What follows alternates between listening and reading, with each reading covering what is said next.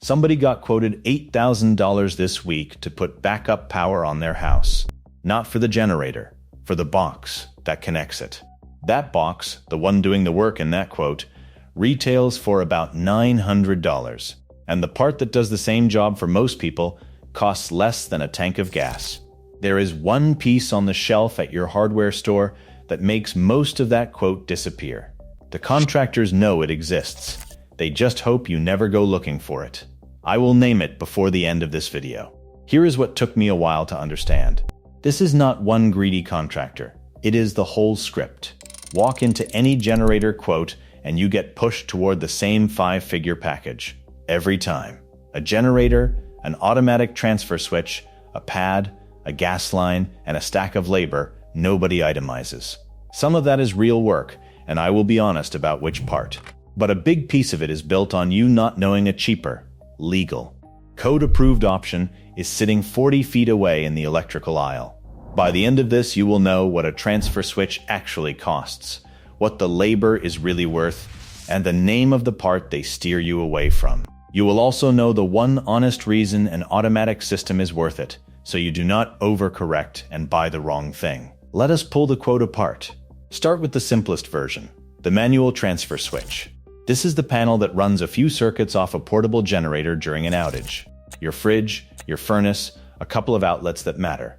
A complete kit runs about $150 to $400 on the shelf.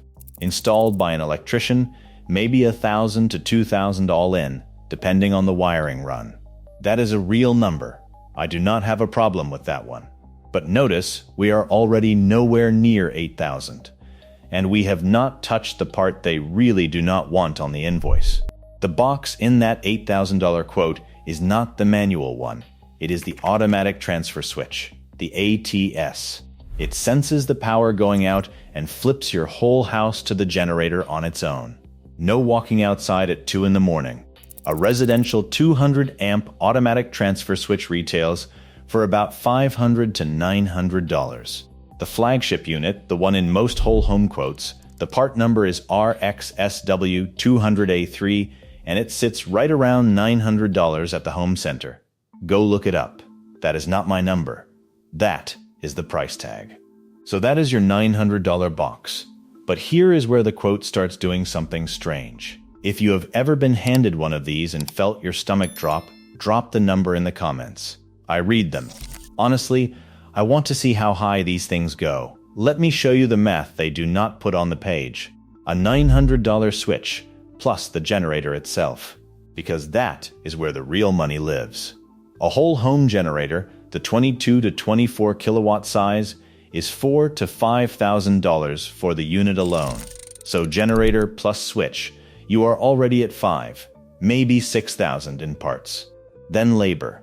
Then the gas line, then the pad, then permits. But somewhere in that stack is a markup nobody breaks out for you. Here is the part that stops you. The most expensive line in the quote, the generator, is the one thing a lot of people do not even need.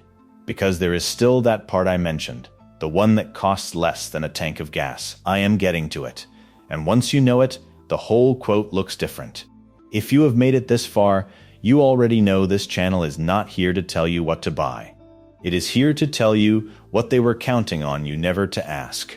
Subscribe, because we take apart a different overpriced quote every week, and the list does not get shorter. So let us talk labor. Honestly, a licensed electrician runs about $75 to $130 an hour, more on the coasts. Wiring a whole home standby system is genuinely a day or two of skilled work.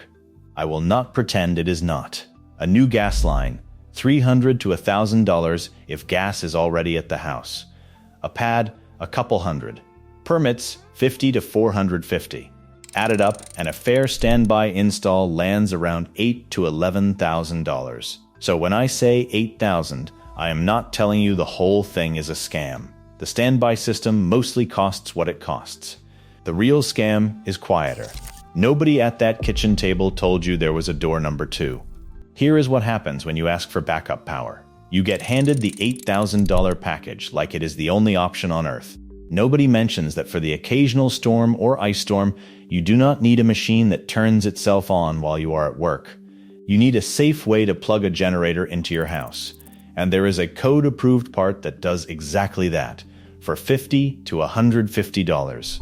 I will name it in a minute, but stay with me, because there is a catch your electrician will use to talk you out of it. First, the safety part, because this matters and I will not skip it. You cannot just run a cord from a generator into a wall outlet. That is backfeeding, and it can push power back onto the lines and kill the lineman restoring your street. Those double-ended suicide cords people sell for it, the Consumer Product Safety Commission told people to throw them out.